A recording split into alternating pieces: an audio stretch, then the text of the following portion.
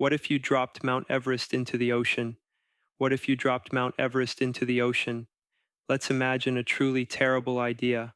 Somehow, and we will not ask how, Mount Everest is lifted off the Earth's crust and released straight downward, not carefully lowered, not guided, just dropped from several kilometers up, with gravity doing exactly what gravity always does. At first, this sounds like it would create an unimaginably large splash.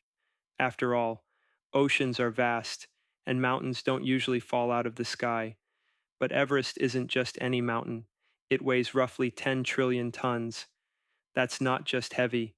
That's heavy enough for the planet itself to notice. When Everest hits the water, the ocean immediately stops behaving like a liquid. The water beneath the mountain has nowhere to escape fast enough, so pressure skyrockets. Temperatures rise in an instant. Some of the water flashes into steam, while the rest is violently forced outward. What forms next isn't really a wave. It's more like the ocean trying to get out of the way. A wall of water hundreds of meters high races outward from the impact point. Near the collision, coastlines don't flood. They are erased. Cities vanish before the wave even finishes forming. Ships don't sink. They simply stop existing. As the tsunami spreads, it loses height but gains reach. Entire ocean basins begin sloshing back and forth. Hours later, coastlines on the opposite side of the planet are still being struck by waves taller than skyscrapers. The atmosphere doesn't escape either. The impact launches trillions of tons of water droplets and debris high into the air. Shockwaves ripple through the atmosphere, racing around the globe again and again. Normal weather systems don't adapt to this. They collapse. Hurricanes don't form. They're overwhelmed. And Mount Everest itself doesn't stay a mountain for long. The impact shatters it. Some of the rock vaporizes instantly.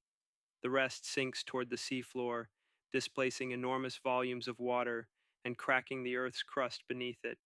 Earthquakes ripple across tectonic plates, triggering volcanic eruptions thousands of kilometers away.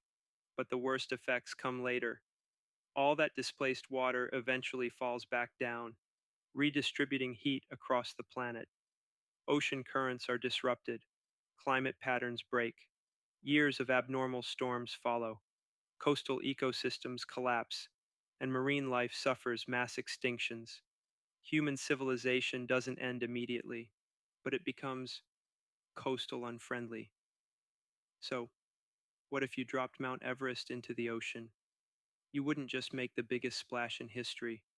You'd rewrite coastlines, break climate systems, and briefly remind the planet that gravity always wins, and mountains are not meant to fall.